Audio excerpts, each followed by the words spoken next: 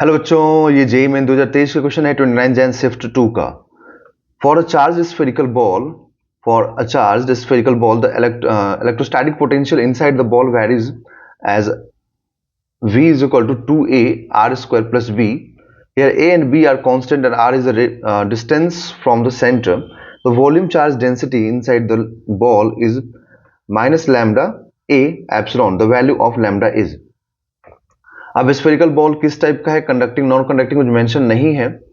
ठीक है, तो जब कुछ भी मेंशन नहीं होता है तो आप ध्यान रखें कि हमेशा नॉन कंडक्टर ही मान के सॉल्व करें। ठीक है, जब मेंशन नहीं होगा तो नॉन कंडक्टर मान के सॉल्व कीजिए। ठीक, अब यहाँ पर पोटेंशियल का दिया हुआ वेरिएशन, तो अगर मान लीजिए मेरे पास कोई इस टाइप का स्फेरिकल बॉल है ना, और इस स्फेरिकल बॉल में हमें पोटेंशियल दिया हुआ कैसे वेरी करता है। ठीक है, तो पोटेंशियल का इक्वेशन को पहले लिख देते हैं, 2a r² प्लस बी। मैं इक्वेशन जरा एक बार चेक कर लेता हूं, क्योंकि कभी कभी क्या होता है कि मेरे से इक्वेशन गलत लिखा जाता है ना। तो अब हम जानते हैं कि इलेक्ट्रिक फील्ड कैसे वेरी करेगा, क्योंकि देखिए इसमें जो इलेक्ट्रिक फील्ड दिया हुआ है ना, ठीक है, उसका जो फॉर्मूला होता है वो थोड़ा सा डिफरेंट होता है ना। और यहाँ पे वॉल्यूम चार्ज डेंसिटी दिया हुआ अपने को, तो इलेक्ट्रिक फील्ड का जो फॉर्मूला होता है मैं आपको लिख के दिखा रहा हूं पहले तो, है ना। अभी तो डिफरेंशिएट करेंगे। देखिए E is equal to minus dv by d r, ये रिलेशन होता है इलेक्ट्रिक फील्ड और पोटेंशियल के बीच में।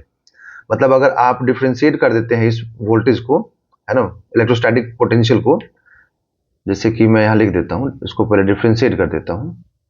तो 2 और a तो कांस्टेंट है, आर स्क्वायर का क्या लिखेंगे आप, 2r डिफरेंशिएशन, b का 0 लिख देंगे। तो आपको यहाँ से अब इस dv बाई डी आर को उठा करके e में पुट करना पड़ेगा। तो ये माइनस और ये 2 इंटू 2 4, तो माइनस 4ar। ठीक है ना। बट देखिए अब मैंने जो बोला था कि डिफरेंट होता है क्या, कि इलेक्ट्रिक फील्ड जो इनसाइड में होता है ना, इनसाइड में जो इलेक्ट्रिक फील्ड होता है किसी भी नॉन कंडक्टर में, वो कैसे वेरी करता है, तो surface volume charge density into r upon 3 epsilon not.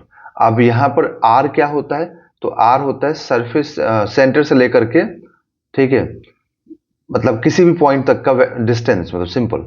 ठीक है, अब मान लो मुझे अगर यहीं तक देखना है तो यहां तक का डिस्टेंस, यहां तक देखना है तो यहां तक का डिस्टेंस लूंगा। समझ में आया ना। अब ये रिलेशन आता कैसे है, तो ये बहुत लेंदी प्रोसेस है, काफी डेरिवेशन करने के बाद आता है।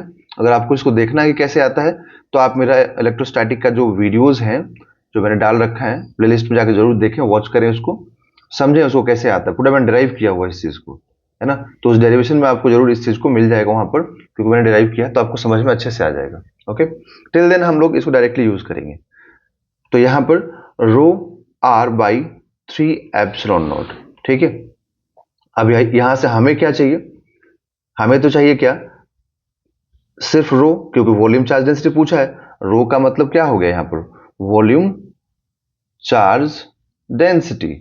एंड वॉल्यूम चार्ज डेंसिटी होता क्या है, simple, charge upon volume, charge upon volume. ठीक है, तो यहां से रो निकल जाएगा, रो इज इक्वल टू क्या आएगा, -12 a एप्सिलॉन नॉट। ठीक है, यहां पर क्वेश्चन में मतलब हो सकता है, या फिर हो सकता है यहाँ पे प्रिंटिंग एरर हो, ये एप्सिलॉन नॉट होता है एक्चुअली में। ठीक है, तो अब यहां पर हम लोग को क्या मालूम होगा, देखिए कि -12, तो आफ्टर